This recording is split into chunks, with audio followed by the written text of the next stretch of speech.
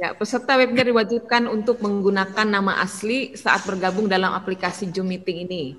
Peserta diwajibkan untuk mematikan suara atau mute selama berlangsungnya webinar ini. Peserta diwajibkan mengisi daftar hadir. Link daftar hadir akan dibagikan selama acara berlangsung di fitur chatroom dan hanya aktif selama acara berlangsung. Ya, selanjutnya, semua peserta yang mengikuti webinar melalui Zoom atau YouTube dapat mengajukan pertanyaan dengan cara ketik tanya, lalu dilanjutkan dengan menuliskan nama, asal instansi, dan pertanyaan secara ringkas. Di mana moderator nanti akan menyampaikan kepada pembicara pertanyaan-pertanyaan yang sudah disampaikan oleh peserta.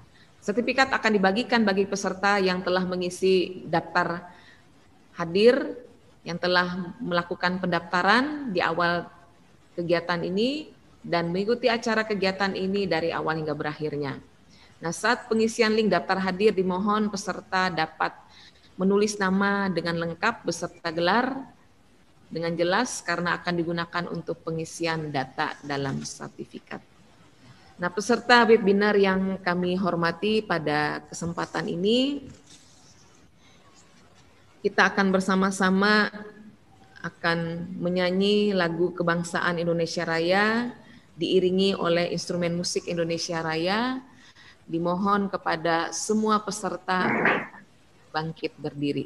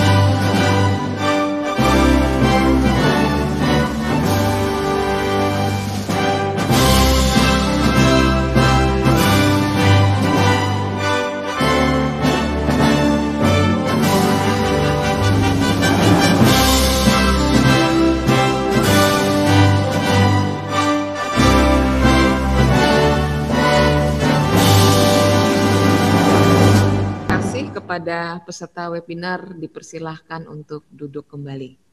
Nah, selanjutnya kita akan mendengarkan sambutan dari Rektor IAKN Palangkaraya yang dalam hal ini akan disampaikan oleh yang mewakili Ibu Rektor yaitu Ibu Dr. Sana Sentani STH MPD. Beliau adalah Wakil Ketua 1 yang mana nantinya kepada beliau kami berikan waktu juga untuk membuka acara webinar ini. Kepada Ibu Dr. Sana Sintani STH MPD kami persilahkan. Salam. Selamat sore. Bisa ya suara saya didengar? Saya tes ya, dulu Ibu. Ya. Salam. Salam ya. Bagi kita semua. Shalom Ibu. Termute lagi sebentar. Yang saya hormati Bapak Pendeta Dr. Totok Wirya Saputra, Konseling SP Catch, sebagai narasumber kita pada hari ini dari Asosiasi Konselor Pastoral Indonesia. Selamat datang Bapak, kami sangat bersukacita Bapak boleh ada di tengah-tengah kami pada sore hari ini. Selamat siang Ibu, terima kasih. Siang menjelang sore Pak ya. Yang saya hormati para pimpinan dan dosen IAKN Palangkaraya yang mungkin sudah hadir di ruang Zoom kita. Yang saya hormati seluruh peserta webinar, baik di media Zoom dan YouTube dari berbagai gereja, lembaga, yayasan, dan juga sivitas akademika yang ada di Indonesia, yang tidak bisa saya sebut satu persatu. Memang saya melihat partisipan kita ada 141 orang, dan saya yakin akan bertambah terus ya. Pada kesempatan ini, marilah kita panjatkan puji syukur kehadirat Tuhan kita, Yesus Kristus, Tuhan yang Maha Esa, atas izin dan rahmat-Nya pada hari ini kita dapat berkumpul di sini bersama-sama mengikuti acara ini. Sebagai tuan rumah untuk kegiatan ini, kami menyampaikan selamat datang, selamat bertemu kepada narasumber dan seluruh peserta yang telah hadir dalam acara webinar yang kami adakan. Tema yang diangkat dalam webinar ini adalah pendampingan pastoral bagi keluarga di era new normal yang diadakan oleh Prodi Pastoral Konseling YKN Palangkaraya. Adapun kegiatan ini merupakan komitmen kami dari YKN Palangkaraya dalam rangka menjalankan tugas Tridharma Perguruan Tinggi, yaitu merespon kebutuhan pendampingan bagi masyarakat yang sekarang ini mengalami krisis akibat pandemi COVID-19. Untuk hal tersebut, besar harapan kami dengan diadakan kegiatan webinar ini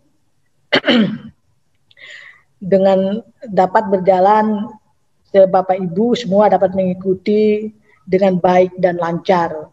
Kami juga mohon maaf apabila selama proses pendaftaran hingga pelaksanaan kegiatan ada hal-hal yang dirasa kurang berkenan bagi Bapak Ibu. Kiranya hal tersebut tidak menjadi penghalang bagi kita semua untuk terus belajar. Demikian yang dapat saya sampaikan, dan saya atas nama Rektor selaku Wakil Rektor 1 Bidang Akademik dan Pengembangan Lembaga YKN Palangkaraya membuka acara webinar pendampingan pastoral bagi keluarga di era new normal yang dilaksanakan pada hari ini tanggal 13 November 2020 secara resmi. Atas kesempatan yang diberikan, saya ucapkan terima kasih. Saya mengucapkan selamat mengikuti webinar bagi seluruh peserta. Tuhan memberkati kita semua. Amin. Terima kasih kepada Ibu Dr. Sana Sintani STH MPD yang mewakili Ibu Rektor menyampaikan sambutan sekaligus membuka secara resmi kegiatan webinar kita pada siang hari ini. Saatnya kita akan mengikuti pemaparan materi oleh narasumber kita yang akan dipandu oleh jawab ini berakhir. Nah, sebelum Bapak Moderator memandu kegiatan kita dalam webinar ini, saya akan membacakan CP beliau sebagai berikut. Nah, Bapak Ibu sekalian, moderator kita ini Bapak Wilson MTH DTH, beliau adalah dosen IAKN Palangkaraya dan juga beliau merupakan direktur pasca sarjana IAKN Palangkaraya. Beliau mengambil S1, program studi S1 di STT Pontianak, program studi S2 di Teologi STT Makassar, program studi S3 Teologi Agama-Agama di STT Cipanas. Nah, saja juga beliau merupakan menjabat sebagai Ketua Bidang Agama dan Kepercayaan Ikatan Cendekiawan Dayak Indonesia atau ICDN. Beliau juga sebagai Pendeta Jemaat GKII El Betel Palangkaraya dari tahun 2015 hingga sekarang, dan juga aktif sebagai pengajar, peneliti, pembicara di berbagai seminar nasional maupun internasional, dan juga beliau aktif sebagai penulis buku. Nah, demikian CP Bapak Moderator kita. Nah, sebelum kegiatan webinar ini kita lanjutkan, kami mengingatkan kembali kepada semua peserta webinar untuk mengisi form daftar hadir dan mengisi form evaluasi di akhir acara yang nantinya akan di-share oleh panitia di kolom chat 20 menit sebelum webinar ini berakhir. Untuk acara selanjutnya kami serahkan sepenuhnya kepada Bapak Moderator, Bapak Wilson MTH DTH. Silakan Pak. Oke, Shalom. Selamat sore para peserta webinar. Selamat sore. Selamat sore. Sore Bapak. Sore Pak. Selamat sore sekalian. Terima kasih. Secara khusus pada sore hari ini kita akan segera melaksanakan webinar kita dengan tema mengembangkan Family Life Caring Ministry di era New Normal atau pendampingan pastoral bagi keluarga di era New Normal yang diselenggarakan oleh Program Studi Pastoral Counseling S1 IAKN Palangkaraya. Para peserta webinar yang kami kasihi dalam Tuhan Yesus Kristus, terlebih dahulu saya akan memperkenalkan narasumber kita. Saya sapa sekali lagi.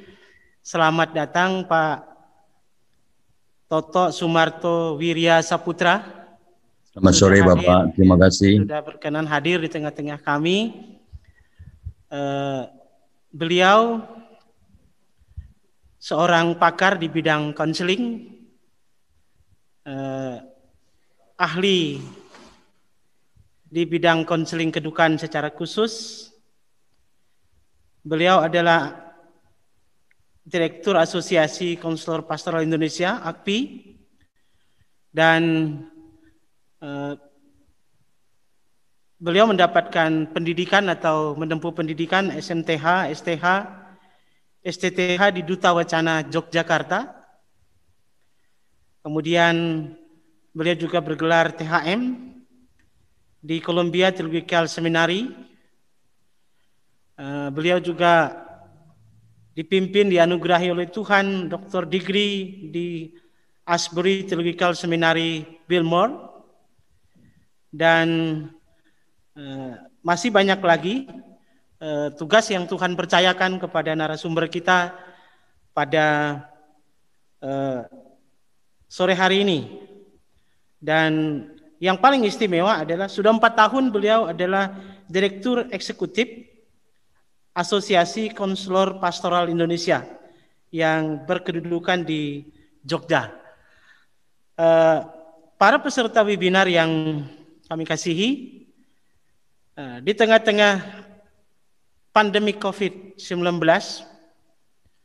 kita menyadari bahwa sebagaimana apa yang dikatakan dalam Alkitab, keluarga adalah lembaga tertua di dunia yang Tuhan hadirkan. Bahkan Alkitab menulis bahwa Tuhan menghendaki dan menyatakan kehendaknya kepada keluarga. Namun ada banyak situasi internal dan eksternal yang dapat mengancam ketahanan keluarga hari ini. Termasuk hadirnya COVID-19. Dan itu turut memunculkan ketegangan-ketegangan di dalam rumah tangga. Ada catatan saya dari berbagai informasi koran nasional dan lokal dan termasuk internasional bahwa terjadi peningkatan perceraian yang signifikan di tengah-tengah keluarga. Terjadi peningkatan kekerasan dalam rumah tangga pada masa COVID-19. Bukan hanya itu saja persoalannya, tetapi ketika COVID-19 ini belum selesai, belum berhenti di tengah-tengah kita, pemerintah sudah mengeluarkan kebijakan supaya masyarakat keluarga hidup dalam pola baru yang disebut dengan new normal. Keluarga pasti mengalami begitu banyak tekanan dan bisa mengalami hal-hal yang tidak diinginkan, bahkan jangan sampai kalau ada hal-hal yang buruk. Saya mencatat ada 3 hal penting yang barangkali bisa menyebabkan keluarga hari ini kehilangan ketahanannya. Pertama, situasi denial atau penolakan terhadap pandemi COVID-19 ini dengan penyerta-penyerta lainnya. Kita sebenarnya belum terima dengan kondisi ini. Yang kedua, ada tekanan-tekanan keadaan. Contoh hilangnya variasi hidup kita yang dulu mungkin kita bisa bertetangga dengan baik, ruang sosial kita sudah mulai agak tertutup. Jadi ada tekanan seperti itu. Lalu kemudian timbulnya family technostress namanya. Kita ada di rumah, tetapi suami sibuk dengan gadgetnya sendiri, istri sibuk sendiri, ya, sehingga ada yang disebut dengan technostress.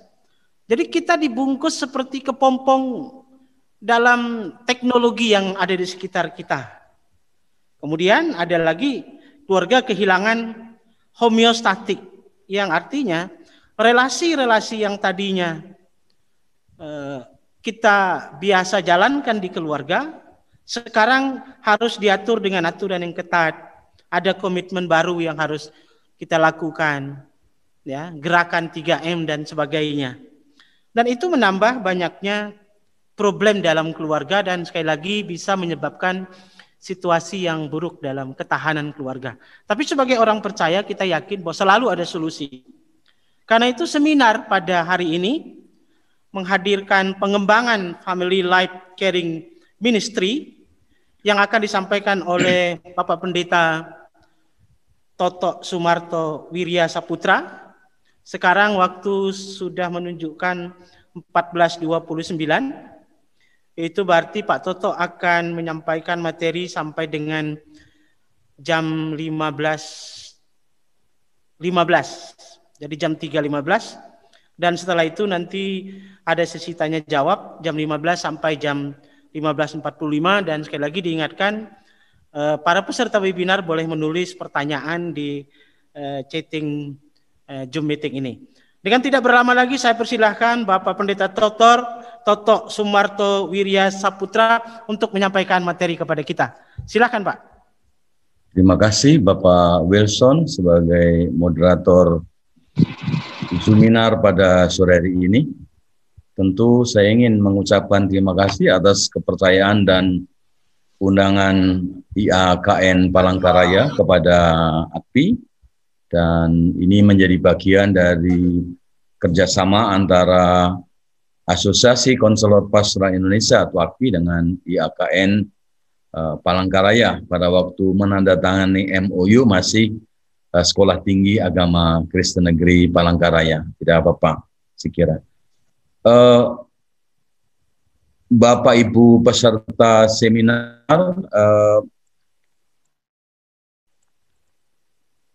saya ingin share screen, mudah-mudahan Bapak Ibu semua bisa menangkap suara saya. Bisa Pak. Oke. Jelas. Saya coba share screen, mudah-mudahan bisa. Saya masih belum dimungkinkan untuk share screen, boleh dibantu host?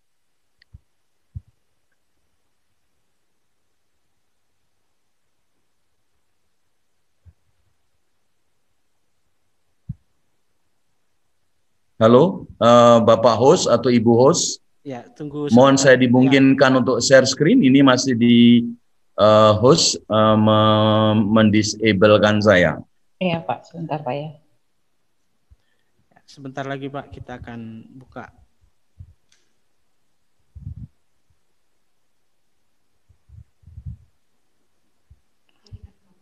Sudah bisa Pak?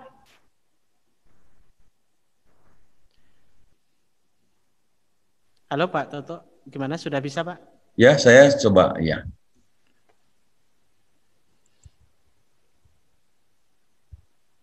Sudah bisa saya share? Iya Pak. Oke.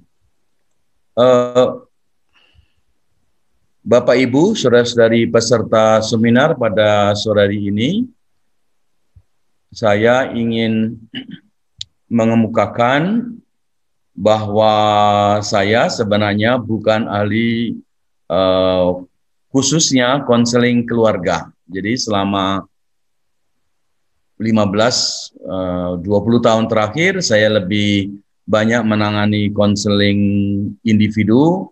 Kalau saya menangani konseling keluarga atau family therapy itu berkaitan dengan masalah-masalah individu yang kemudian berkembang menjadi masalah pasangan atau keluarga. Nah, apa yang saya ingin kemukakan tentu berdasarkan pengalaman saya dan juga pengamatan saya di dalam kehidupan kita bersama sebagai gereja atau jemaat. Apa yang saya ingin kemukakan barangkali usulan-usulan saya untuk mengembangkan untuk menanggapi tantangan yang memang tadi sudah dikemukakan oleh moderator kita.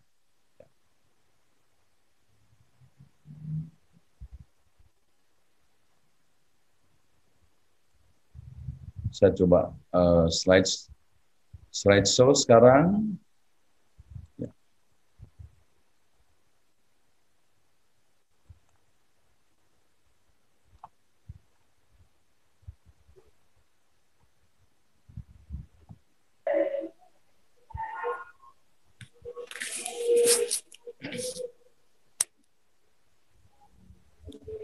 Judul yang diusulkan kepada saya sedikit saya ubah menjadi mengembangkan Family Life Caring Ministry di era new normal. Yang saya pikirkan adalah bahwa pendampingan pastoral bagi keluarga di era new normal ini harus ditempatkan dalam kerangka pemikiran yang lebih luas. Itulah sebabnya saya mengembangkan satu usulan-usulan tentang Family Life Caring Ministry. Barangkali kalau boleh saya terjemahkan ke dalam bahasa Indonesia, menjadi pelayanan pendampingan hidup berkeluarga. Itu caring saya terjemahkan menjadi pendampingan. Topik yang akan kita telusuri pada sore hari ini, kita akan melihat sebenarnya apa sih yang kita sebut dengan new normal itu. Ya, saya tidak ingin merumuskan new normal dan sebagainya, tetapi dari sisi kerangka waktu, kapan kita sebenarnya bisa menyebut sebagai new normal.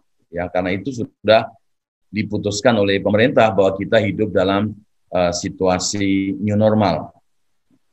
Kemudian saya ingin mengusulkan topik yang kedua, mengembangkan Family Life Ministry, pelayanan pendampingan kehidupan berkeluarga. Saya pikir ini yang menurut pengamatan saya berkeliling di seluruh wilayah Indonesia, hal ini masih kurang diperhatikan oleh kebanyakan gereja, juga jemaat, mungkin juga oleh sekolah-sekolah teologi termasuk Staken atau juga YKN. Ini kalau pengamatan saya kurang tepat, saya mohon maaf. Ya. Untuk menanggapi situasi tadi yang seperti dikemukakan oleh moderator, saya ingin mengusulkan bagaimana kita mengembangkan pendampingan keluarga secara berkesinambungan. Kemudian saya pada topik yang keempat ingin mengusulkan sebuah model atau pola pelayanan baru kepada keluarga yang bersifat berjenjang.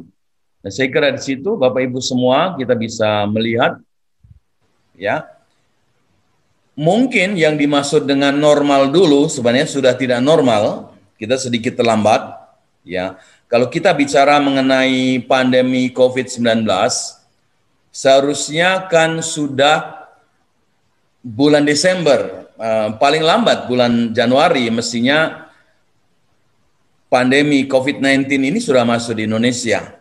Tetapi pemerintah baru mulai dengan program tertentu pada bulan Maret. Sesudah 2 orang dari Depok, Jawa Barat mengalami dan menyatakan bahwa saya terkena atau terinfeksi oleh COVID-19. Nah, saya pikir ini kemudian kita terus-menerus sejak bulan Maret, April, Mei, Juni, dan seterusnya sampai sekarang sebenarnya pandemi ini belum selesai, ya. Tetapi pemerintah sudah mengintroduksi menjadi era new normal. Jadi menurut saya mungkin istilah yang paling tepat yang kita alami sekarang ini seluruh Indonesia. Saya kira tidak ada sejengkal tanah pun di Indonesia yang bebas dari COVID-19. Dalam pengertian kota atau kabupaten, saya kira tidak ada yang terbebas dari COVID-19. Nah, menurut saya sebenarnya kita sedang dalam proses transisi menuju new normal yang sesungguhnya. Normal yang sesungguhnya misalnya ketika COVID-19 pandemi ini sudah berakhir sama sekali. Tetapi kita belum tahu ya, banyak ramalan yang berbeda-beda, ahli public health atau ahli kesehatan masyarakat juga pendekatannya berbeda-beda. Ada yang mengatakan awal tahun depan, ada yang mengatakan pertengahan tahun depan, ada yang mengatakan akhir tahun depan, dan ada juga yang mengatakan awal 2022. Ya, kita sambil menunggu munculnya vaksin baru dan obat baru, vaksin untuk mencegah, obat untuk mengobati orang yang sudah terinfeksi oleh virus corona 19 ini. Saya pikir kita penting sekali coba melihat kemungkinan-kemungkinan apa yang harus gereja dan jemaat lakukan untuk menyesuaikan diri atau melihat, menghadapi situasi-situasi yang baru yang sebenarnya belum pernah kita alami sebelumnya. Dan pandemi ini tidak hanya menimpa kita alami, tetapi juga dialami oleh orang-orang di seluruh dunia, baik negara yang sudah sangat berkembang maupun negara-negara yang masih kurang berkembang. Saya kira ini menjadi problem, bukan hanya problem lokal, bukan hanya problem nasional, tapi juga problem global. Saya kira ini masalah baru. Nah, pasti di masa-masa yang akan datang mungkin ada pandemi yang lain. Saya mengikuti perkembangan percakapan di lingkungan public health, di lingkungan pelayanan kesehatan publik. Saya pikir ini bukan satu-satunya pandemi yang akan menerjang kita, tetapi juga pandemi-pandemi yang lain. Sehingga apa yang saya ingin usulkan nanti adalah selain untuk menghadapi pandemi COVID-19 ini, tetapi juga saya pikir warga gereja, warga jemaat, warga masyarakat, bahkan warga dunia juga harus bersama-sama menyiapkan diri. Nah, tentu keluarga-keluarga Kristiani di seluruh Indonesia, juga di negara-negara yang lain, memiliki tanggung jawab dan panggilan zaman untuk mencoba menciptakan pola pelayan baru. Itu yang akan kita bahas pada sore hari ini. Nah, salah satu usulan saya adalah berdasarkan pada pengalaman-pengalaman yang saya lihat. Kalau pengamatan saya salah, saya mohon maaf ya. Menurut pengamatan saya selama ini, model pelayanan kehidupan keluarga itu semuanya diarahkan untuk mendukung program dan kegiatan gereja dan jemaat. Sehingga sebagai contoh misalnya, kalau sebuah keluarga itu kurang rajin ambil bagian dalam kegiatan jemaat, mungkin dalam tanda petik dianggap sebagai keluarga yang kurang aktif atau keluarga yang dianggap tidak normal. Dan saya kira ini harus dilihat kembali ya.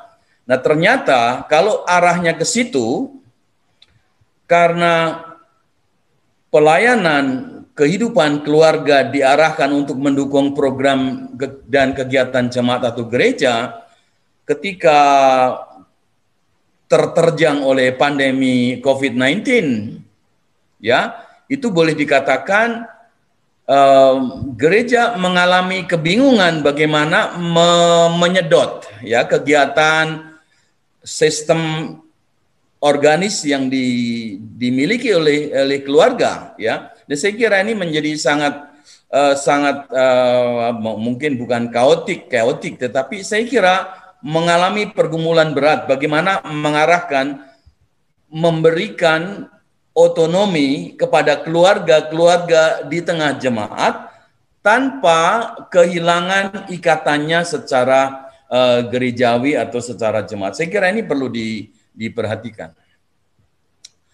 Sehingga sistem, Bapak Ibu semua, pemahaman saya tentang keluarga adalah saya melihatnya sebagai sebuah sistem organis. Sistem organis itu adalah sistem kehidupan yang otonom.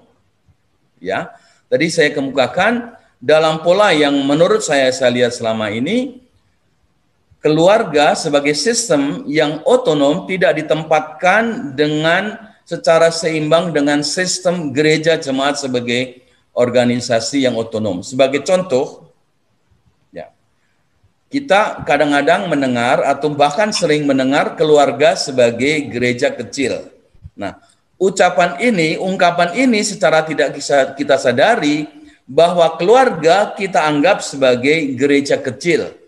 Jadi semua sistem yang ada atau subsistem yang ada di dalam keluarga terkooptasi dengan kuat oleh kegiatan-kegiatan jemaat. Karena keluarga yang otonom ya itu ditempatkan sebagai atau dianggap sebagai gereja kecil. Dan saya pikir ini mungkin secara teologis perlu dibahas kembali, didiskusikan kembali apakah dalam masa COVID-19 ini itu masih bisa kita pertahankan, ya. Karena saya melihat banyak keluarga-keluarga otonominya, sistem organismenya sebagai keluarga beriman hilang sama sekali, ya. Sebagai contoh di Jogja barangkali penglihatan saya, ketika Minggu pagi mungkin orang lebih tertarik bersepeda goes dibanding mengikuti ibadah. Nah, ibadah yang dilakukan secara daring atau setengah daring atau seperempat daring, saya kira perlu ada penelitian karena semua kegiatan otonomi keluarga sebagai sebuah sistem hidup termasuk sistem iman itu terlalu terkooptasi oleh gereja sebagai sistem yang lebih luas. Tadi sudah saya kemukakan, saya kira, sehingga sistem keluarga energinya tersedot ke dalam energi kegiatan dan program-program jemaat sebagai sebuah sistem yang luas.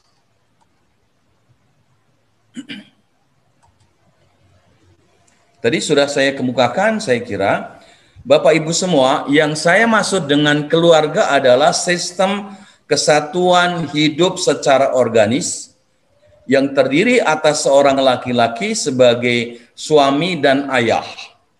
Jadi menurut pemahaman saya dalam caring ministry untuk keluarga, sistem itu bisa disebut keluarga kalau sudah ada seorang laki-laki sebagai suami dan ayah, dan seorang perempuan sebagai istri dan ibu, dan ada anak atau ada anak-anak.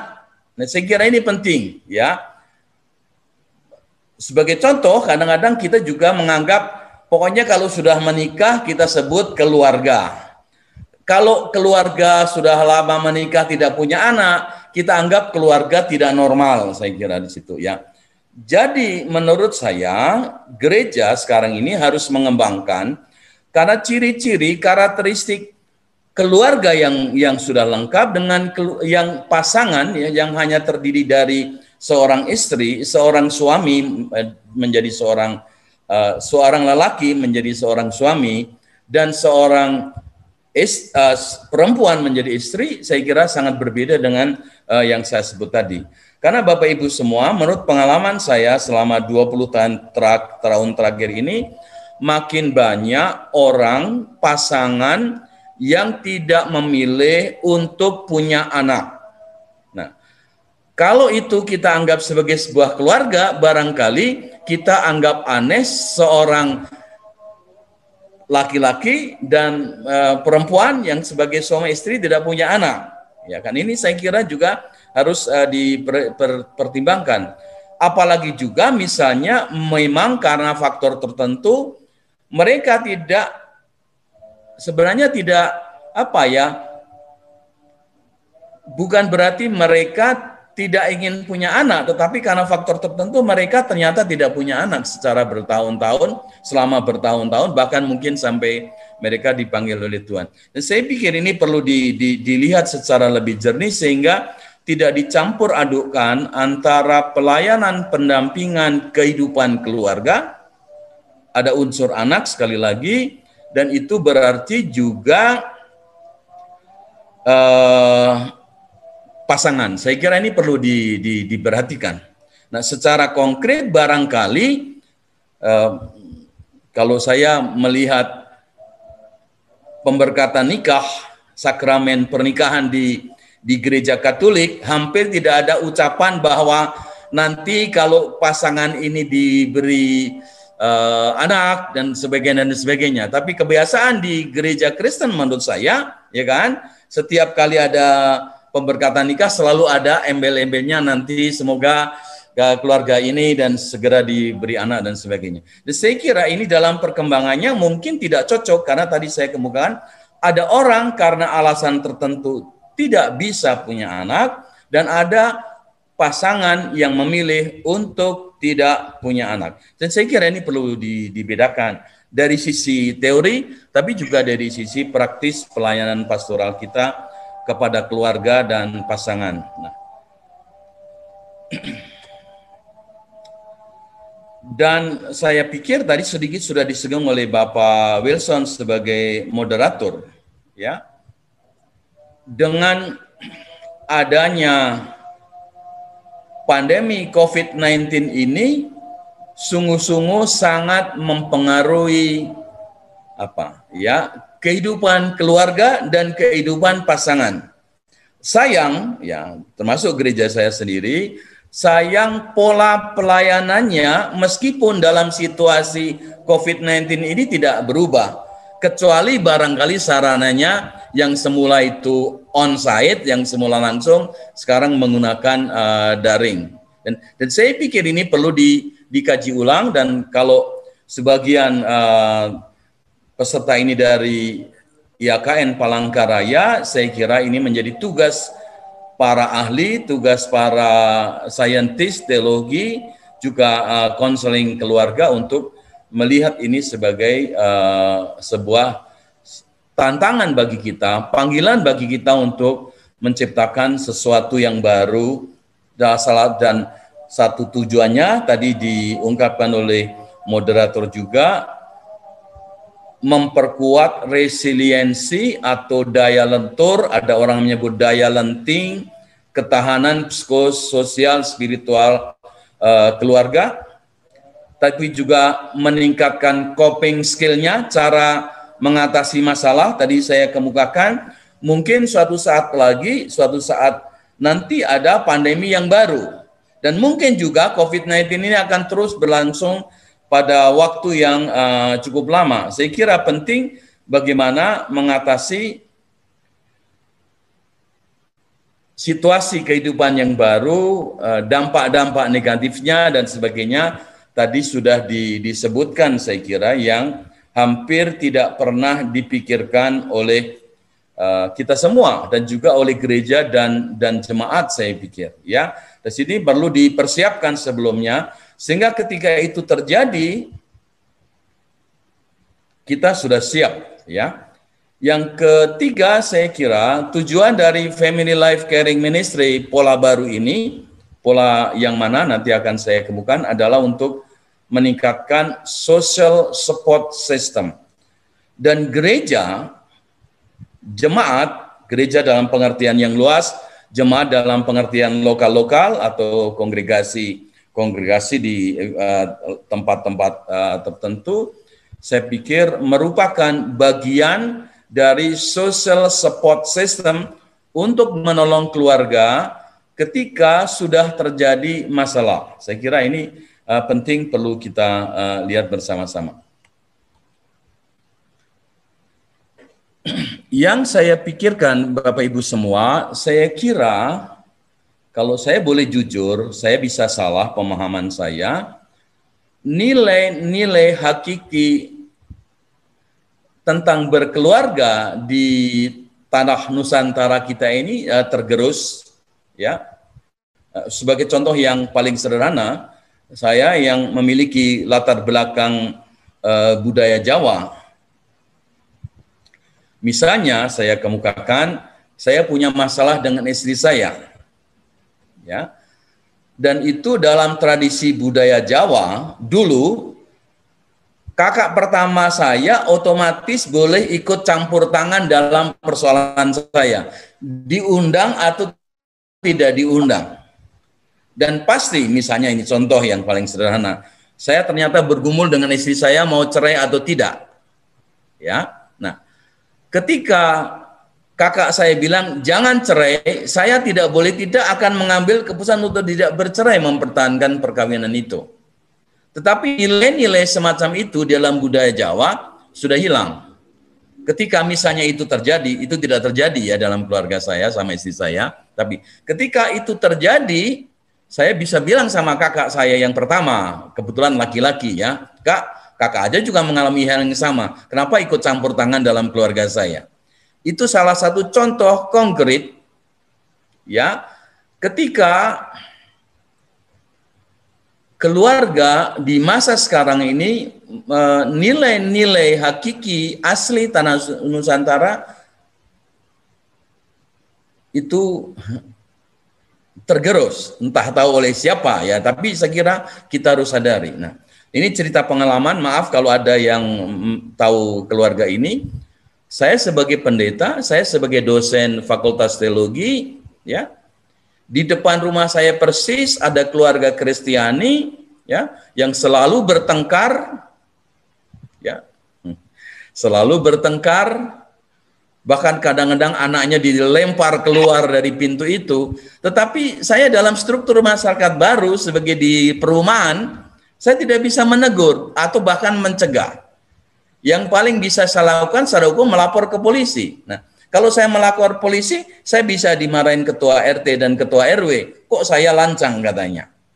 Padahal saya tahu persis, kalau dalam budaya asli saya orang Jawa, saya bisa mencegah suami istri yang berkelahi itu dan mengambil anaknya, saya dirawat di keluarga saya untuk sementara. Tetapi kalau saya lakukan dengan hukum sekarang, saya justru bisa dilaporkan sebagai memaksa anaknya itu di rumah saya.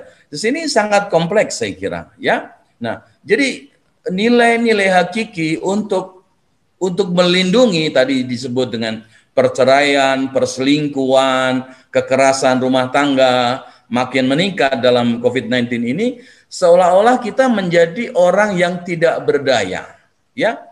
Kalau saya misalnya lapor kepada pendetanya, kemudian ternyata pendetanya itu satu baris dengan satu blok dengan perumahan saya, pasti saya akan dimarahin oleh keluarga suami istri itu, ya. Dan itu pernah saya lakukan. Dan saya dimarahin betul, kenapa Pak Toto tidak punya hak untuk mencampuri urusan saya. Kalau saya lempar keluar itu sampai berdarah-darah, itu anak saya. Pak Agus. Saya kira ini contoh yang sederhana, ya.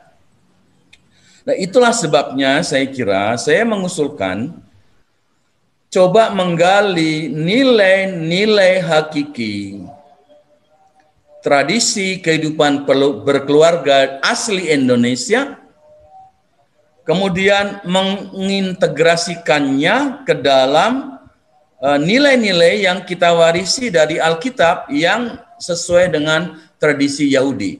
Kita harus tidak boleh tidak mengatakan bahwa Alkitab adalah sangat dipengaruhi oleh budaya Yahudi. Itu tidak bisa kita hindari. Oleh sebab itu, Bapak Ibu, saya mengusulkan sebenarnya, ya, memindahkan dasar pastoral kita dari Yohanes 10 ke Yohanes 1. Kalau Yohanes 10 kan pendeta itu, pastor itu kan disebut dengan gembala. Itu kan pemimpin. Kalau kita baca dengan teliti, Yohanes 10 itu adalah pendeta sebagai gembala, sebagai pemimpin. Dan kalau dikembalikan ke Yohanes 1 dan Yohanes 3, Allah itu bukan sebagai pemimpin, tetapi sebagai penyelamat yang turun ke dunia sama dengan kita. Ya, saya berulang-ulang bertanya kepada teman-teman yang ahli PL, Mazmur 23 ayat 1 itu adalah roi. Dan itu ternyata terjemahan yang betul bukan gembala, tetapi teman seperjalanan. Ya, nah itu berarti kalau itu dipakai sebagai sebuah pola pelayanan baru, pelayanan kepada keluarga adalah sebagai teman seperjalanan dalam suka dan duka, bukan ditempatkan sebagai gereja sebagai pemimpin keluarga. Dan saya kira ini penting. Dan kalau itu berarti menempatkan keluarga secara otonom sebagai sebuah sistem organis, saya kira gereja punya tugas panggilan untuk menemani keluarga, baik ketika sebelum terjadi masalah, dan ketika sudah terjadi masalah, atau sedang terjadi masalah, dan sesudah terjadi masalah. Dalam pengertian konseling, itu berarti pelayanan kita kepada keluarga secara terpadu. Ada prevensinya, pencegahannya, ada terapinya dan pengobatannya, dan ada pemulihan atau rehabilitasinya. Jadi ketika kita bicara mengenai rehabilitasi, itu berarti pemulihan. Ketika kita bicara mengenai pengobatan, berarti penyembuhan. Dan kadang-kadang kita menganggap sama antara penyembuhan dan pemulihan. Ya. Dan saya kira ini saya kurang tahu bagaimana bisa terjadi, tetapi dari sisi konseling pada umumnya dan konseling keluarga pada khususnya, saya pikir harus dipisahkan antara prevention, pencegahan, masalah-masalah supaya tidak muncul di keluarga, dan sedang terjadi masalah, itu berarti melakukan terapi, tapi sesudah melakukan terapi, juga bukan sesudah sembuh masalahnya, bukan berarti pemulihannya tidak dilakukan. Dan itu berarti sebuah lingkaran pelayanan caring kepada kehidupan berkeluarga. Dan itu berarti Bapak Ibu semua, saya melihatnya pandemi ini, COVID-19 ini sebuah momentum untuk menghadapi barangkali kalau kita lihat bahaya pasti akan datang lagi, banyak masalah akan datang lagi, mungkin lebih hebat. Beberapa orang mengkaitkan dengan kedatangan Tuhan Yesus yang kedua. Saya pikir tugas kita sebagai gereja dan jemaat menolong keluarga-keluarga ini supaya selamat dunia dan akhiratnya. Dan itu berarti melalui program Family Life Caring Ministry yang terintegrasi atau yang terpadu. Nah itu saya kira Bapak Ibu semua yang saya ingin kemukakan, berarti model pelayanan kita kepada keluarga asli Nusantara sekaligus mempunyai dasar biblis, dasar spiritual wisdom yang kita warisi dari budaya Yahudi, yang kita warisi melalui Alkitab yang kita pelajari, kita baca, dan kita renungkan bersama-sama. Nah, salah satu usulan saya sederhana, tadi di depan sudah saya kemukakan, sehingga kesempatan barangkali kurang ada kegiatan tatap muka secara langsung, waktu ini adalah waktu yang terbaik untuk menyusun blueprint baru, cetak baru kita Family Life Caring Ministry secara berkelanjutan dan berjenjang. Ini yang saya ingin usulkan, nanti ciri-cirinya bagaimana saya akan kemukakan. Waktu berdiskusi tentang banyak hal, ya, waktu berdiskusi kepada banyak pihak secara nasional maupun internasional, melalui dunia maya atau melalui jurnal. Saya pikir ini sebuah kesempatan baru yang tidak pernah ditawarkan pada masa-masa sebelumnya. Bapak Ibu semua, saudara-saudari, kalau mau mencari bagaimana pelayanan gereja kepada keluarga di tengah-tengah dunia, sekarang ini sudah banyak gereja-gereja yang menciptakan, mengembangkan model pelayanan yang baru.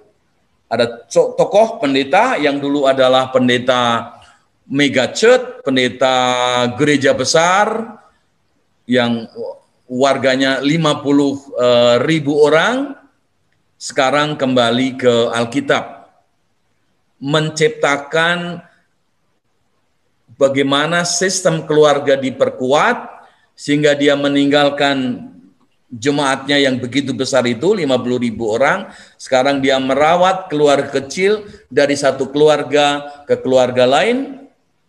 Sebelum pandemi dia merawat dengan on-site, bertatap muka langsung dan sebagainya, melatih keluarga bagaimana menjadi sebuah, tadi yang kalau boleh dikatakan gereja kecil, belum betul-betul dilatih, sehingga kalau mengalami goncangan apapun juga atau dia pindah ke tempat lain, entah jauh dari keluarga Kristen yang lain, dia bisa berdiri tegak berdasarkan imannya melakukan imannya dengan baik tanpa harus diganggu oleh lingkungannya. Pendeta itu adalah George Barna. Bapak Ibu bisa mencari nama itu di internet, bagaimana dia mengubah pelayanannya dari gereja besar atau mega church, warganya lebih dari 50.000, sekarang dia kembali ke Alkitab, keluarga menjadi sebuah kesatuan iman sekaligus kesatuan sosial, sekaligus kesatuan sosial, sekaligus kesatuan spiritual yang hidup di tengah-tengah masyarakat. Saya pikir barangkali pikiran-pikiran Pak George Barna bisa dipelajari di internet dan sarana-sarana yang lain. Nah, Bapak Ibu semua, oleh sebab itu saya mengusulkan bangunan baru teologi keluarga secara integratif yang menjadi dasar dari seluruh gerak, seluruh dinamika, program dan kegiatan Family Life Caring Ministry, gereja dan jemaat yang bersifat keindonesiaan, kenusantaraan, sekaligus bersifat biblikal. Dan itu tadi sudah saya kemukakan melalui education, pendidikan, kita sudah ahli di dalam ini, ada katekisasi pranikah, formationnya ketika kita memberkati pasangan itu, apakah dia akan menjadi terus pasangan atau menjadi berkeluarga, saya kira proses berikutnya, promotion atau enrichment, family enrichment, yang ini kurang kita perhatikan, ya. Kemudian ada terapinya, dan yang kelima rehabilitasi.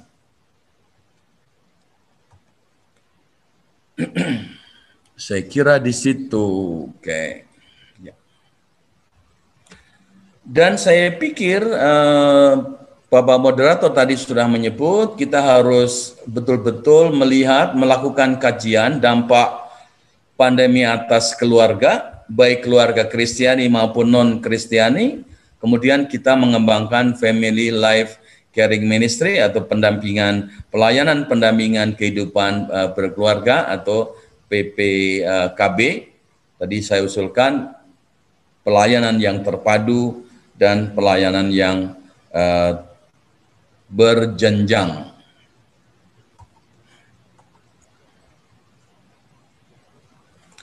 Dan itu berarti sebenarnya dasar-dasar yang kita pakai, hakikat kita melakukan pelayanan gereja dan jemaat melakukan pelayanan kepada keluarga, saya pikir tidak berubah.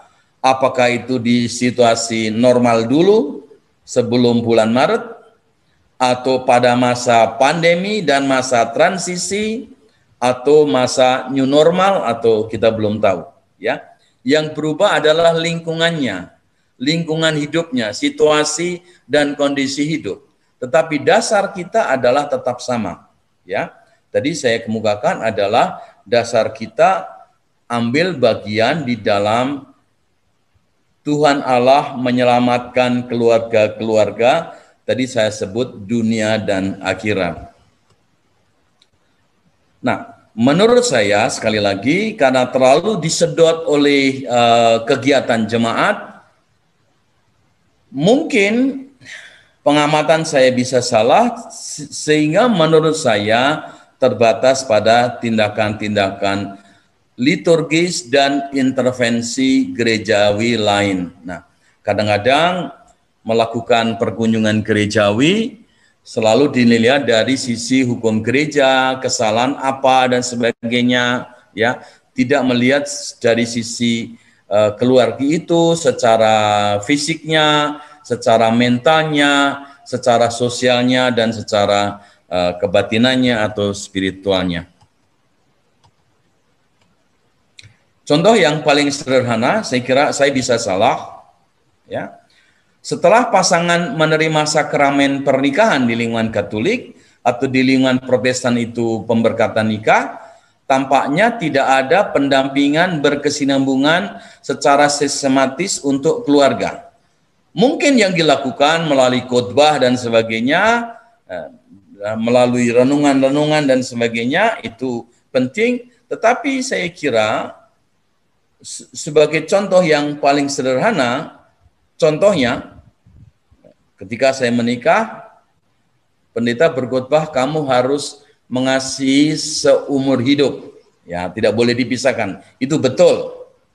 Tetapi bagaimana mempraktekkan, ya, itu seperti mengajar, atau di sekolah saya diajar begini, tapi bagaimana prakteknya, dan itulah tugas gereja juga.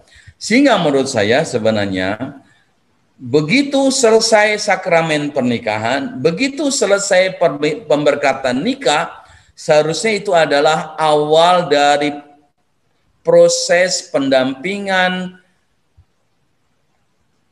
pastoral kepada keluarga yang berkelanjutan. Saya sebut saja, sebagian besar keluarga, menurut pengalaman saya mendampingi banyak keluarga, krisis itu muncul ketika orang berusia tengah baya atau usia 40 tahunan. Tetapi tadi kalau Pak Moderator mengatakan banyak keluarga yang mengalami bencana ketika COVID-19 ini, padahal seharusnya di rumah harus lebih akur, lebih damai, tapi banyak keluarga yang mengalami itu. Saya ingin cek apakah keluarga-keluarga itu misalnya masing-masing sudah berusia mendekati 40 tahunan, karena itu usia tengah baya, atau perkawinannya sudah mencapai kira-kira 15 sampai 20 tahun usia perkawinan. Karena kita harus jujur juga, Bapak Ibu yang sudah menikah, mungkin ketika perkawinan kita berusia 15-20 tahun, itu mengalami kegoncangan yang hebat. Karena seperti cinta itu kan seperti orang naik ke gunung, sudah flat, sudah datar, kemudian menurun, saya kira. Itu kalau kita belajar dari psikologi organisasi. Dan itu pentingnya gereja sekali lagi hadir untuk meneguhkan itu dengan program konkretnya.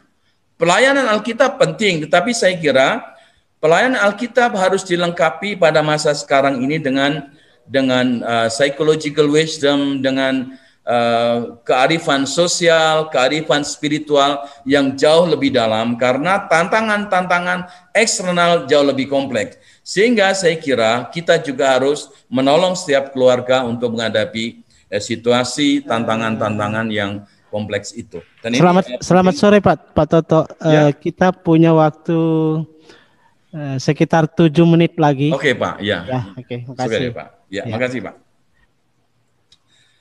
Nah, itu saya kira tadi sudah saya kemukakan, ya.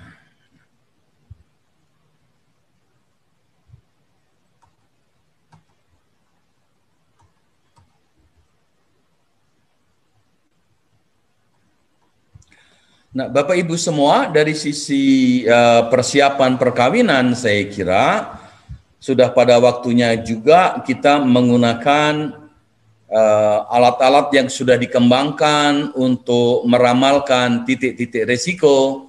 Tadi saya sebut misalnya dalam pengalaman saya di counseling center selama ini, titik-titik risiko yang paling berat adalah ketika pasangan atau keluarga mengalami mencapai usia perkawinan 15 sampai 20 tahun, dan juga ketika pasangan itu masing-masing pasangan di usia 40-an atau kurang 40-an atau lebih sedikit dari 40-an. Saya pikir menggunakan alat-alat ukur untuk meramalkan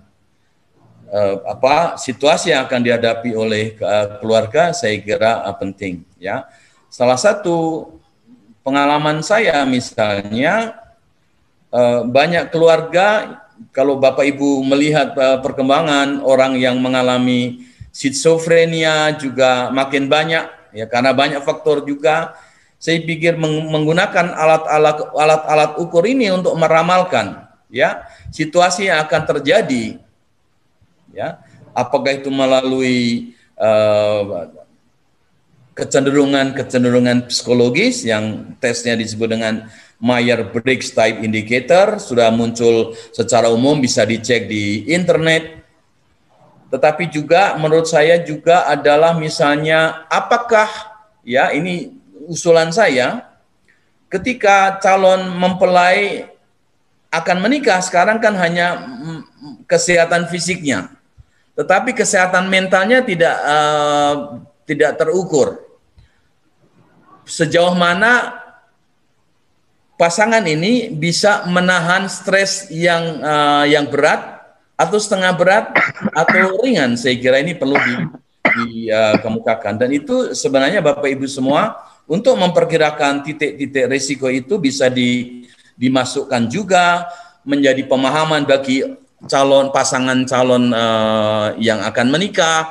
Kemudian mereka diajari untuk menemukan cara-cara bagaimana mengatasi. Sebagai contoh, ketika semula suaminya tidak ada tanda-tanda melakukan kekerasan, sebenarnya setelah menikah jadi watak aslinya keluar dan sebagainya. Saya kira semua hal ini perlu dipercakapkan. Termasuk juga bagaimana keluarga mempersiapkan diri menghadapi situasi pandemi ini dan juga masalah-masalah yang lain. Sejauh saya hadiri pernikahan, baik secara kelompok kecil di masa pandemi ini, hampir tidak ada pendeta yang menyinggung bagaimana menghadapi situasi itu. Saya kira ini penting, perlu dibakukan menjadi sebuah misalnya katekisasi perkawinan yang memperhatikan aspek-aspek yang lain. Kalau ada masalah komunikasi, menurut pengalaman saya, termasuk tadi Bapak Ibu sebut, saya kira masalah komunikasi ini perlu diperhatikan. Nah, menggunakan pendekatan analisis transaksional saya kira penting, bisa dilakukan tes sebelum orang menikah, dan kecenderungan-kecenderungan itu pasti akan bisa dideteksi dan akan memperkirakan titik risiko kalau ada komunikasi yang tidak sehat di tengah keluarga itu. Pasangan yang akan menikah sudah siap menghadapinya karena gereja dan jemaat memberikan tip-tip untuk mengatasinya, atau bahkan bukannya tip tetapi latihan-latihan untuk mengatasinya. Saya kira di situ. Pak Toto, 3 menit lagi, Pak. Oke, Pak, terima kasih. Ya. Jadi Bapak Ibu semua, saya kira di dalam mencegah kita bisa melakukan pendidikan keluarga. Tadi saya kemukakan untuk mencegah, gereja juga bisa melatih, bukan hanya mengajar tapi melatih bagaimana misalnya yang sederhana, misalnya mengucapkan terima kasih, mengucapkan hal-hal lain, melakukan hal-hal yang secara konkret yang harus dilakukan oleh pasangan suami istri. Tadi sudah saya kemukakan terapi, rehabilitasi. Bapak Ibu semua, ketika sudah masalah terjadi dan sudah selesai dilakukan terapinya, dilakukan konselingnya, saya pikir perlu dikembangkan juga rehabilitasi. Nah, misalnya bagaimana gereja menawarkan sebuah program yang baru ketika sebuah keluarga atau sebuah pasangan memiliki masalah sesudah selesai, masih terus tetap dilayani dengan pendampingan follow up-nya. Saya harus di situ, saya kira saya potong. Ya.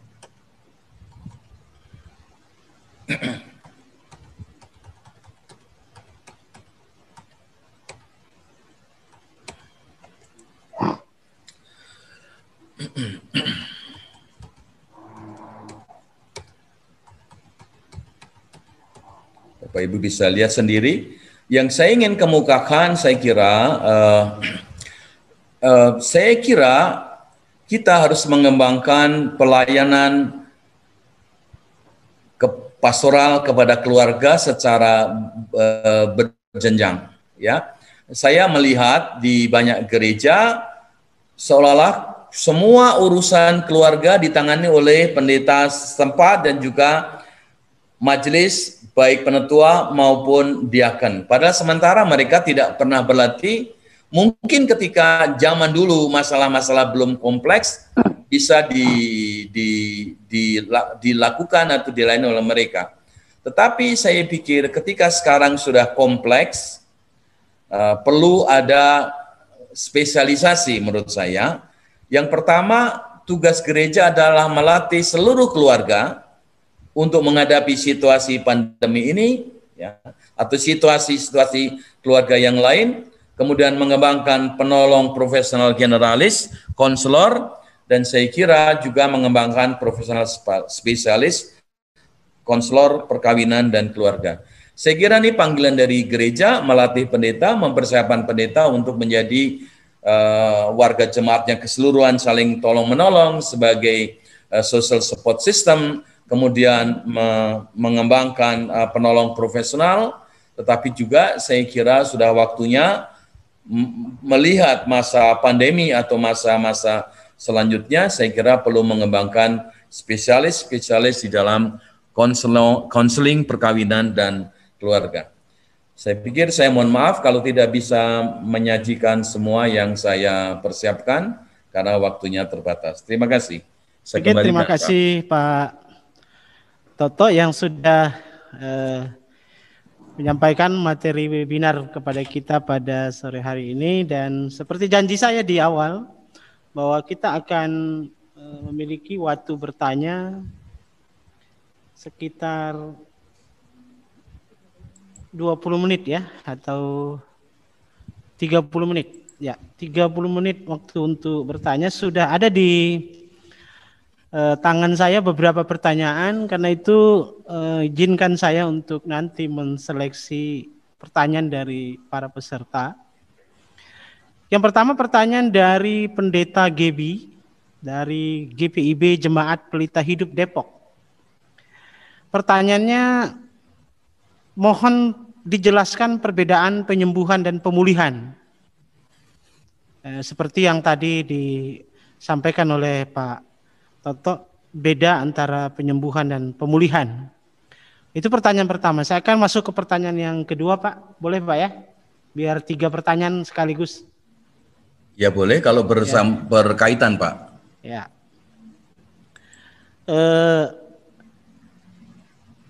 Pertanyaan yang kedua ada kaitannya dari Apri Rusadi dari SDN Kinipan Kabupaten Lamandau, ini alumni YKN. Mohon diberikan contoh pendekatan yang sesuai budaya, lokal ingenius maksud saya, Nusantara yang sesuai dengan nilai Alkitab yang notabene-nya berakar dari budaya Yahudi. Itu yang kedua. Saya rasa itu dulu, 2 itu dulu Pak. Mungkin bisa dielaborasi menjadi satu jawaban yang tadi, perbedaan penyembuhan dan pemulihan, kemudian contoh dari model konseling berbasis nilai-nilai Nusantara. Silakan Pak Toto. Ya, terima kasih.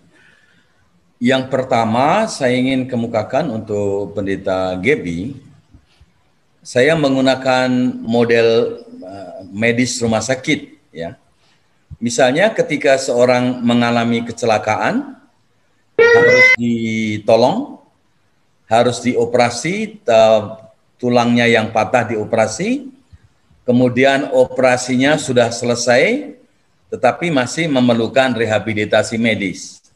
Sebagai contoh yang paling sederhana, misalnya ketika orang sudah selesai operasinya, pada waktu tertentu dia harus medis, ya.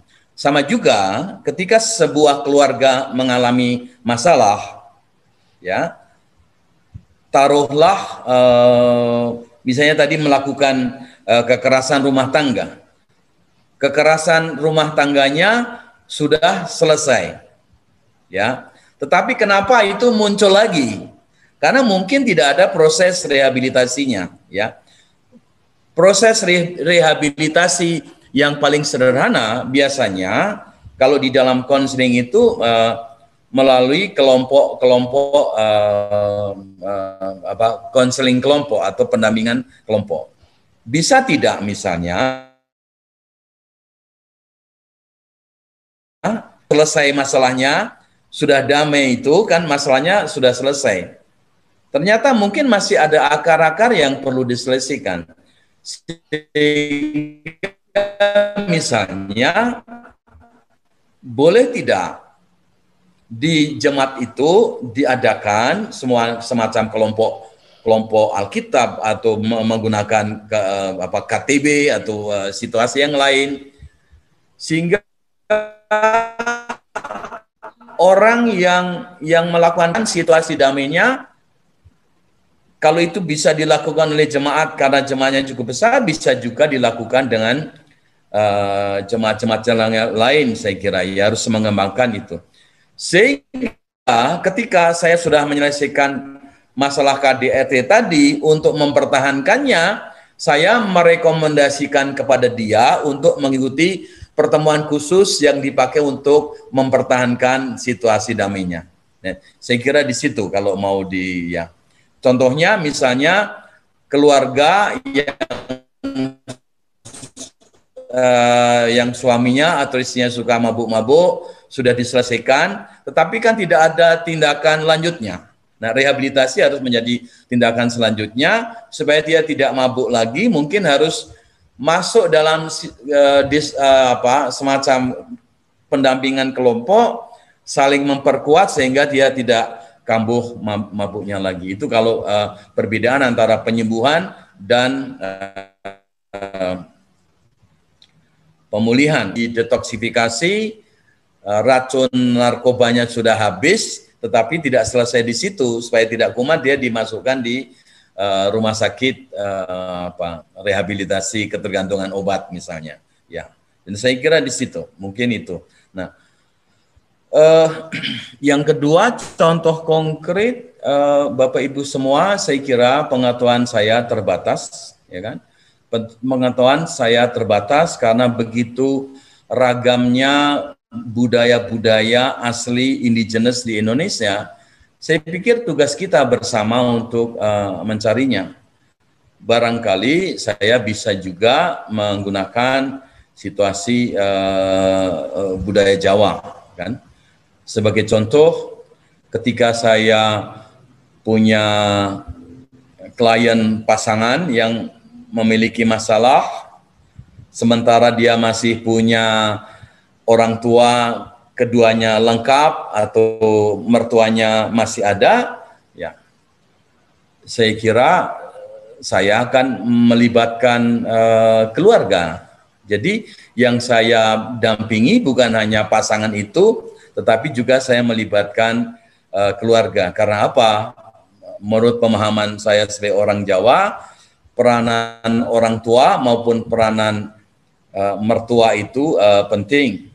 Tentu saya harus minta izin dulu kepada pasangan tadi, apakah saya boleh melibatkan sistem sosial yang lebih luas seperti mertua atau orang tua sendiri.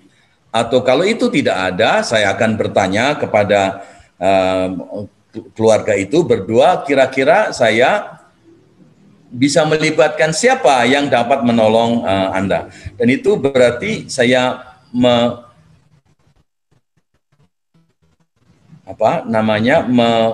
menggunakan kearifan budaya bahwa keluarga besar, extended family, punya peranan untuk menolong keluarga. Apakah itu sama dengan Alkitab? Saya pikir struktur budaya Yahudi juga memungkinkan hal itu, ya. Nah, kalau di budaya Yahudi yang baru saya tidak mengenal, saya jujur tidak punya pengetahuan sama sekali mengenai sejauh mana budaya Yahudi sekarang punya pengaruh. Tapi kalau kita melihat Alkitab, saya kira betapa pentingnya pemimpin agama juga untuk menolong keluarga yang punya masalah. Sehingga misalnya ada keluarga yang datang kepada saya akan tanya apakah Anda berdua sudah berbicara dengan pendeta atau pemimpin di komunitasnya kalau kebetulan dia bukan orang Kristiani, saya kira. Karena yang saya layani kan tidak terbatas pada Kristiani.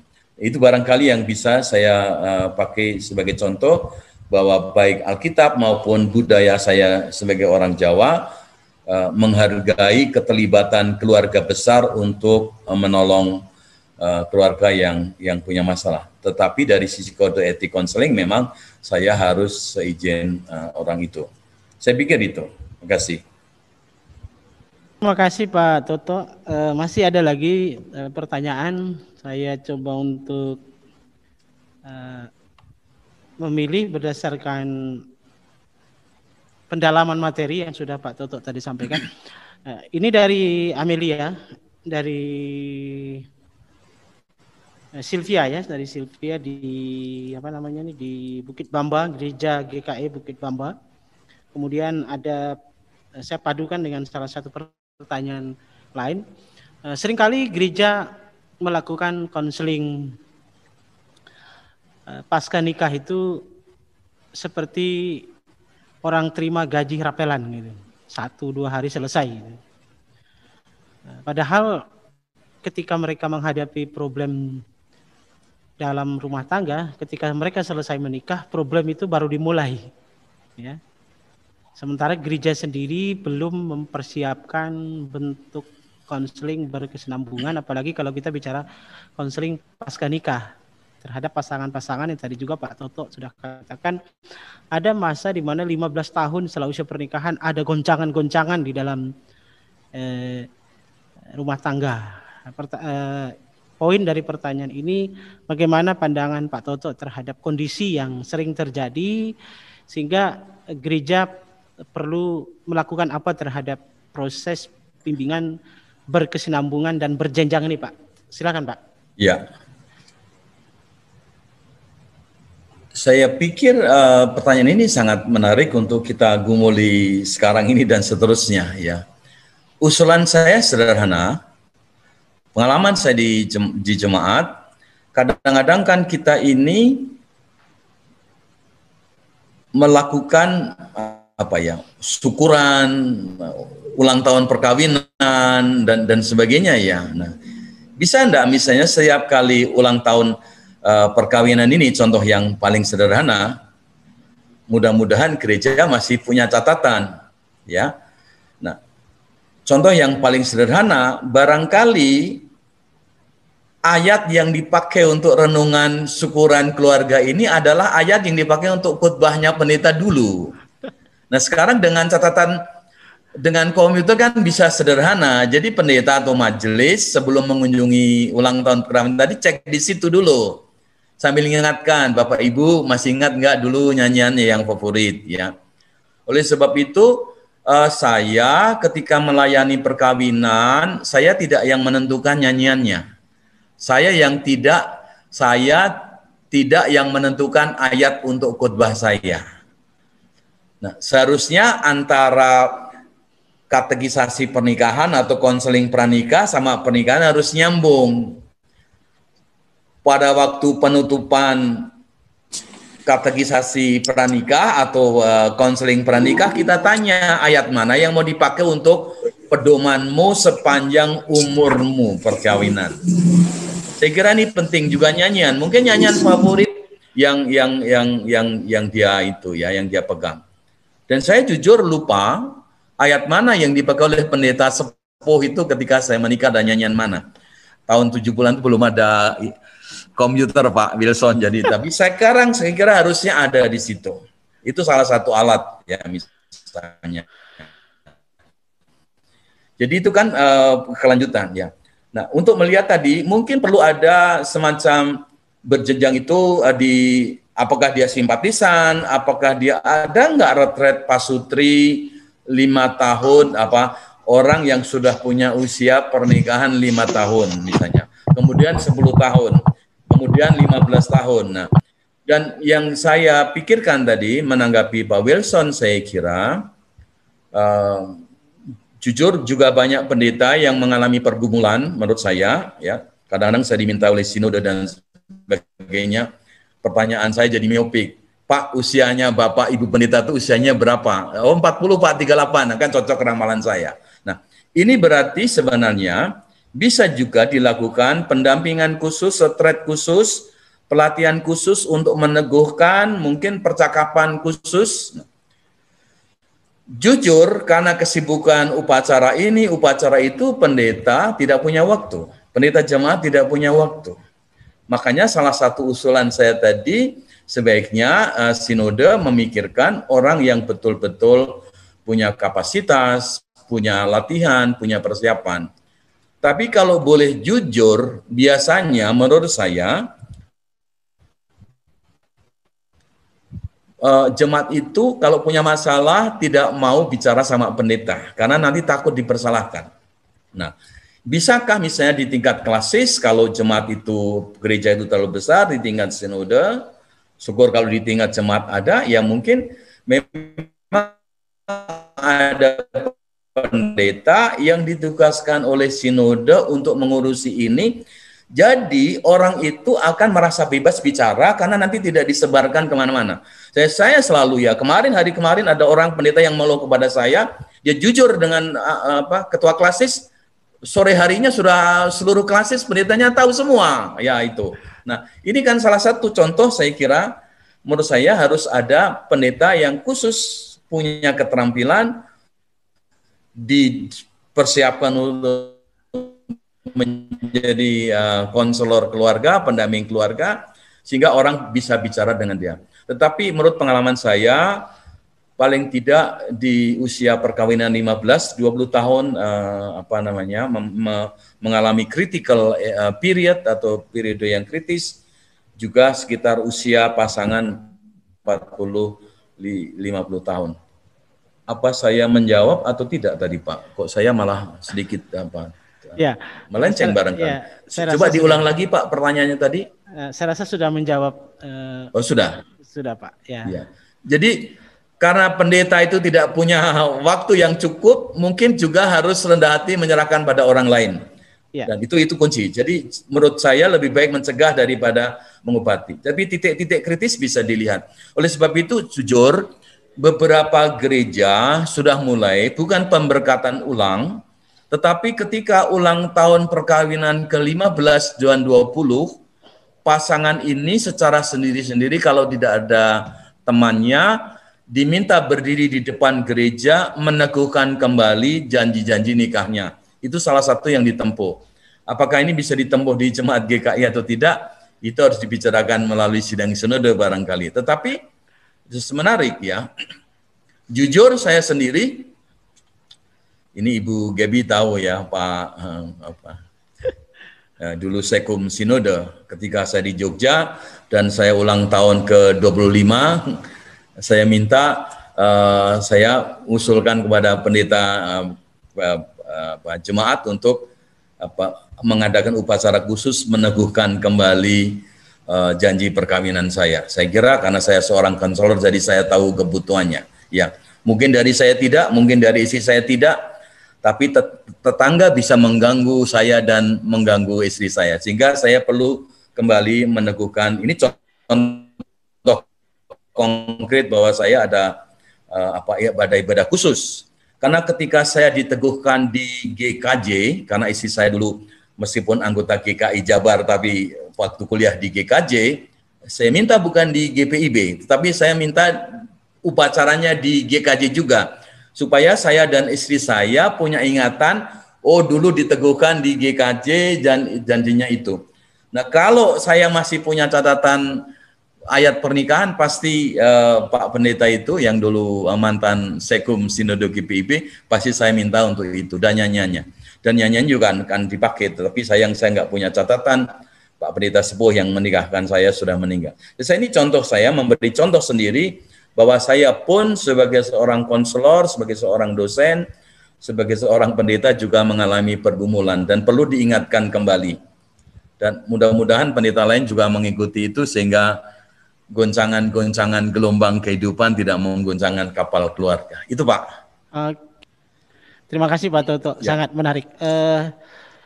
Saya pernah mencoba konseling kelompok dengan menawarkan kepada pasangan pernikahan yang berbeda usia pernikahan 5-6 tahun, 6-10 tahun dengan sebuah tema 30 menit bersama Pendeta Wilson. Jangan panjang-panjang, biasanya jemaat itu nggak mau persoalan pernikahan mereka itu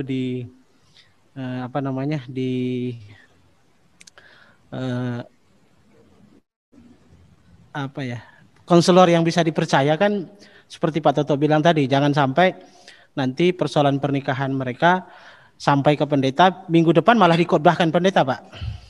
Jadi, jadi saya pernah mencoba sebuah kegiatan 30 menit bersama Pendeta Wilson, tapi yang hadir adalah suami dan istri. Dan itu berhasil menolong beberapa pasangan muda, bahkan pasangan yang usia pernikahannya sudah di atas 15 tahun. Ternyata begitu banyak problem yang terjadi kepada keluarga yang selama ini, betul pendeta sibuk, kata Pak Toto tadi, nggak sempat ngurus itu. Tapi ketika itu posisi saya bukan sebagai pendeta penuh di jemaat, tetapi saya sebagai pendeta, kalau di GKI itu namanya pendeta non organik ya, tapi kalau kami tetap sama saja sih sebenarnya, tapi menjalankan fungsi tertentu. Pak Toto, ada lagi pertanyaan yang mungkin menarik tapi kasusistik lah. Nah, ini dari Beben Damayanu. Kita masih ada 10 menit. Bapak siapa Pak? Beben Damayanu. Beben Damayanu. Ya, dipanggil Beben aja Pak. Ya. Ini mahasiswa kita di YKN. Sekarang ini ada masalah di dalam banyak keluarga. Di satu wilayah mungkin ya sebut aja lah wilayah Kalimantan Tengah, di mana ada pasangan suami istri yang ketika mereka diberkati diteguhkan pernikahan di gereja, tetapi ketika mereka bercerai mereka tidak minta pertimbangan gereja tidak didengar, jadi tetap mereka melaksanakan perceraian. Jadi ini problem, ada persoalan antara kepercayaan jemaat dengan gereja itu sendiri. Mereka menikah datang kepada gereja, datang kepada pendeta, tapi mereka bercerai, mereka tidak pernah beritahu dengan pendeta. Mohon pandangan Bapak bisa memberi pencerahan kepada kami. Gitu. Kenapa gereja tidak didengar oleh keluarga-keluarga Kristen sekarang? Makasih Pak. Ya, saya sedikit menyambung apa yang dikemukakan Pak Wilson. Biasanya orang Indonesia itu tidak mungkin sampai sekarang belum mau terlibat mengemukakan masalahnya secara terbuka di relasi yang sangat formal, misalnya di kamar konseling atau di ruang konseling. Jadi kadang-kadang untuk memancing itu saya menggunakan situasi yang santai. Kadang-kadang suami istri saya ajak mancing. Nanti kan saya bisa lihat ini Pak, interaksi bagaimana suami istri. Ya ini kan bisa dilihat dari cara beraksi, memberi makan, bisa dilihat dari situlah kemudian saya coba gabungkan dengan pendekatan masing-masing keluarga. Jadi barangkali bisa juga diajak pergi kemana, piknik bersama, tapi keluarga-keluarga, kemudian mereka biar dipersilahkan berinteraksi satu dengan yang lain, sehingga kita bisa melihat apakah keluarga itu. Nah, pasti itu kalau pendeta jemaatnya mungkin tidak akan terbuka itu Pak ya. Kan pendeta kan sudah punya pandangan tertentu tentang keluarga A, keluarga B, keluarga C gitu ya. Saya kira mungkin situasi informal bisa dilakukan dengan mancing, mungkin dengan makan siang di mana dibawa masakan sendiri-sendiri, itu bisa kita lihat interaksinya. Kemudian yang kedua menurut saya Pak, saya kira itu tugas gereja juga mendorong sistem peradilan di Indonesia untuk terlibat. Nah, memang sekarang ada kurator ya yang diminta itu, tetapi kadang-kadang karena belum diwajibkan oleh undang-undang sistem peradilan kita, itu banyak hakim ketika mengambil keputusan atau jaksa menuntut itu tidak ada intervensi dari situ. Ya. Nah, saya kira dengan keahlian yang baru, barangkali gereja yang orang netral, ya Pak, itu bisa menyodorkan seorang ahli untuk melakukan rekonsiliasi. Misalnya, pengadilan bisa memutuskan 3 bulan diberi waktu masa tenggang untuk rekonsiliasi, bukan oleh pengadilan tetapi oleh pendeta misalnya yang punya keterampilan khusus. Dan ini tugas gereja untuk menyodorkan ahlinya untuk terlibat di situ. Karena sekarang kurator itu hanya melihat dari sisi hukum, tidak melihat dari sisi teologisnya. Saya kira gereja perlu, ya. Nah, jadi kalau itu dilakukan dengan pencegahannya, kemudian promosinya, peningkatan kehidupan keluarga secara berkelanjutan, mudah-mudahan ya kita berharap peristiwa-peristiwa semacam itu tidak terjadi. Nah, atau mungkin bukan pada waktu khotbah di gereja itu, tetapi ketika penutupan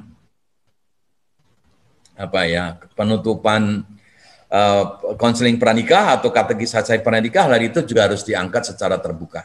Kan perlu ditanyakan betul-betul suami istri kalau menghadapi nanti begini, caranya memecahkan gimana, gereja menawarkan pelayanannya untuk menolong keluarga itu. Sehingga itu perlu atau lewat kesempatan yang lain. Sehingga gereja tugasnya adalah menawarkan pelayanannya untuk menyelamatkan setiap keluarga. Barangkali itu Pak yang bisa dilakukan. Oke, baik. Terima kasih Pak Toto. Kita masih punya waktu 5 menit. Kepada peserta webinar sekalian, saya sebagai moderator harus berhenti sampai di sini. Mohon maaf untuk saudara-saudara yang sudah mengajukan pertanyaan. Nanti pertanyaan-pertanyaan saudara yang mungkin relevan dengan pergumulan keluarga hari ini akan kami sampaikan, dan mohon izin Pak Toto kami kirim via WA kepada Pak Toto ya, atau kepada kami tim pelayanan hari ini, karena ada pertanyaan yang mungkin saya harus potong karena mungkin hanya bukan tidak berbobot tetapi relevansinya dengan persoalan keluarga hari ini belum mengena. Nah, tapi saya mau menawarkan, saya tertarik dengan pertanyaan Apri tadi bahwa injinius lokal bagi orang Dayak di Kalimantan secara umum tentang adat bercerai. Kalau mau meminimalisir perceraian, hukum adat bercerai itu harus lebih besar. Kenapa mereka nekat bercerai ke pengadilan? Tadi ada juga pertanyaan dari mahasiswa. Kenapa mereka lebih percaya pengadilan, ngotot ke pengadilan? Karena mungkin hukum adatnya ringan saja. Seorang yang menikah bukan hanya berjanji kepada Tuhan dan kepada pendeta, tetapi kepada seluruh keluarga, seluruh masyarakat, seluruh komunitas. Ya. Jadi kalau semua komunitas keluarga, izinkan saya untuk mengatakan, mungkin di lain waktu saya kalau menikahkan orang dan orang bercerai, saya tuntut adat orang itu, supaya dia takut bercerai. Ya. Tapi kan pertanyaannya kemudian, apakah itu diizinkan? Kan gitu.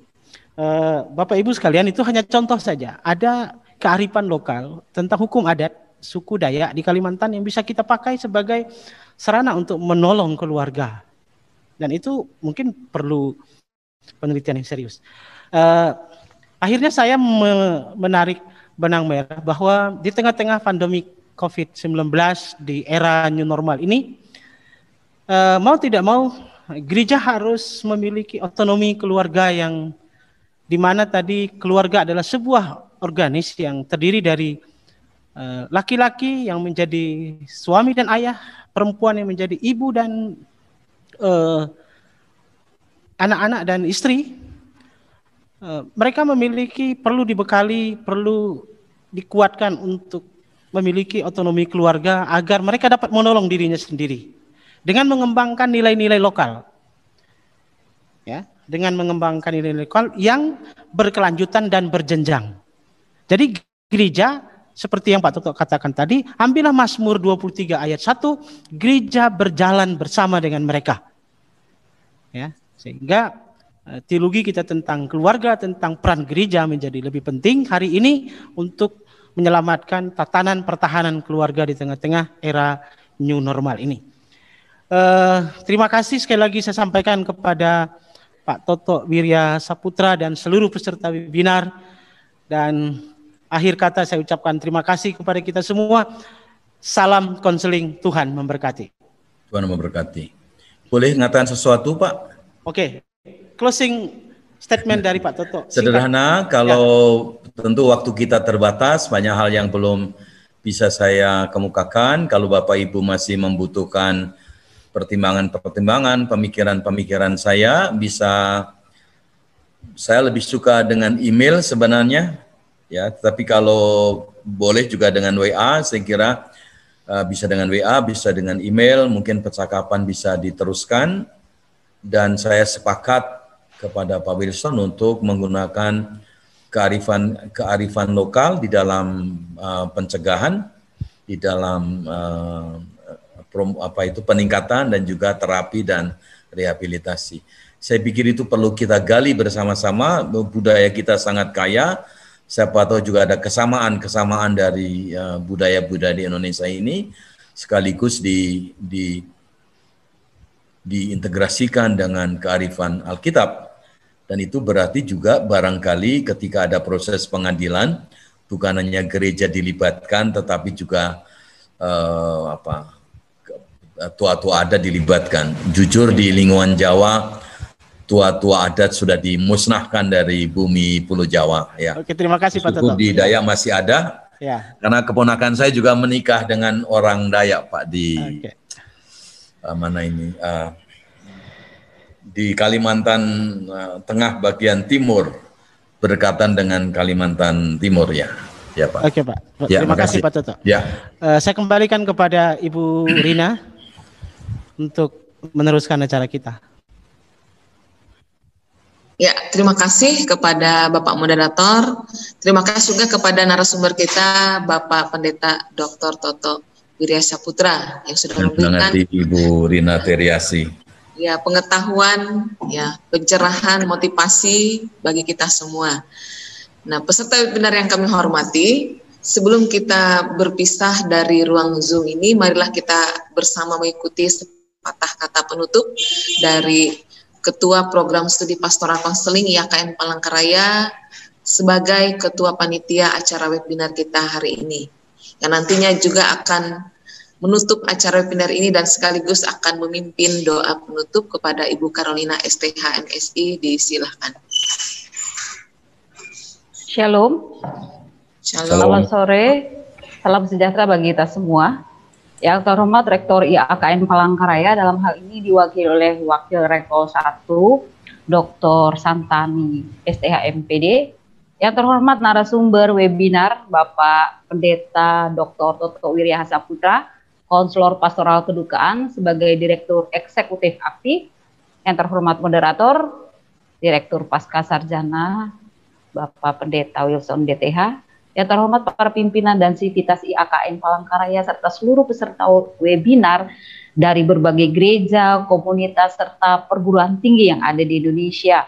Kita bersyukur jika hari ini atas perkenan Tuhan kita bisa melaksanakan kegiatan webinar ya pendampingan pastoral keluarga di era new normal dari siang hingga sore hari ini.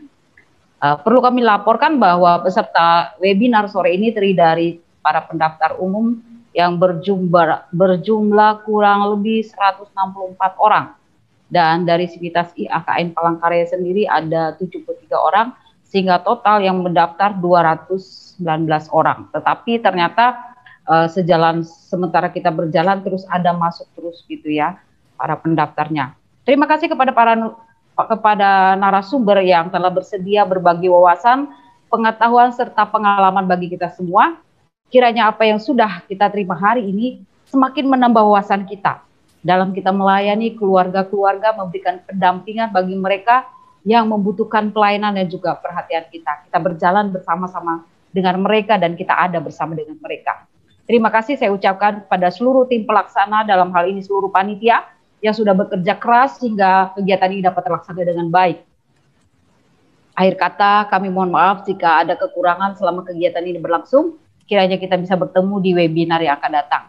Baiklah, saudara-saudara, teman-teman, Bapak Ibu semua, kita akan mengakhiri seluruh rangkaian kegiatan webinar ini. Mari kita akan menutup dengan doa. Mari kita berdoa. Kami bersyukur Tuhan, Engkau sudah menyertai kegiatan webinar kami sehingga bisa berlangsung dan baik. Kami percaya ini semua terjadi hanya karena kemurahan Tuhan bagi kami semua. Ya Tuhan, kami berdoa, Kau berkati seluruh peserta yang sudah hadir dan mengikuti webinar ini.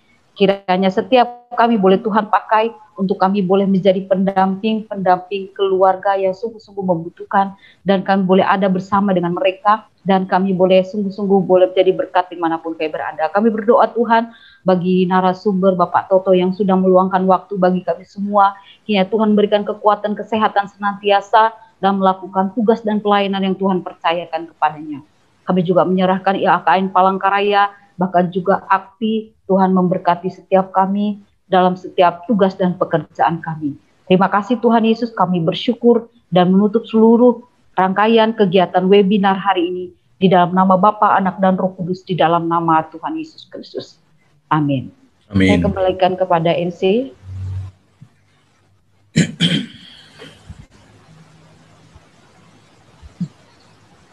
Suaranya di mute Ibu Rina. Ya, terima kasih kepada Ibu Carolina STHMSI. Nah, kepada seluruh peserta webinar yang kami hormati, kami mohon untuk seluruh peserta mengaktifkan video. Kita akan foto bersama dalam ruang Zoom ini untuk dokumentasi panitia. Silahkan mengaktifkan video bersama. Ya. Mohon senyum ya, senyum semua, tampilkan senyum yang termanis untuk pendampingan pastoral bagi keluarga pada sore hari ini. Kita akan foto bersama. Kurang lebih bentar kacamata dulu.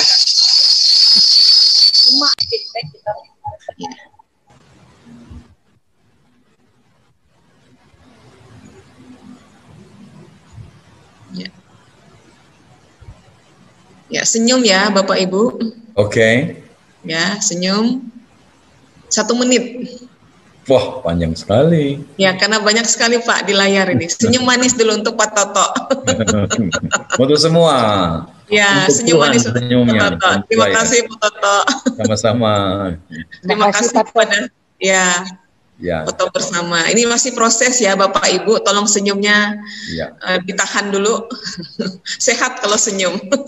Ya kalau Pak ada yang membutuhkan email dan HP saya, silakan hubungi Ibu Pendeta Rina Teriasi atau Ibu Carolina di IAKN Palangkaraya. Ya siap Pak, nanti akan kita share Pak. Ya. Akan kita share email dan nomor WA Bapak bagi Bapak Ibu, hamba-hamba Tuhan, mahasiswa IAKN dan semua peserta webinar yang ingin sharing tentang pendampingan pastoral dengan Pak Toto nantinya. Iya, terima kasih. Iya, akan kami sampaikan. Ya, sudah selesai Bapak Ibu sekalian, terima kasih. Nah Bapak Ibu, demikian rangkaian acara webinar pendampingan pastoral bagi keluarga di era new normal.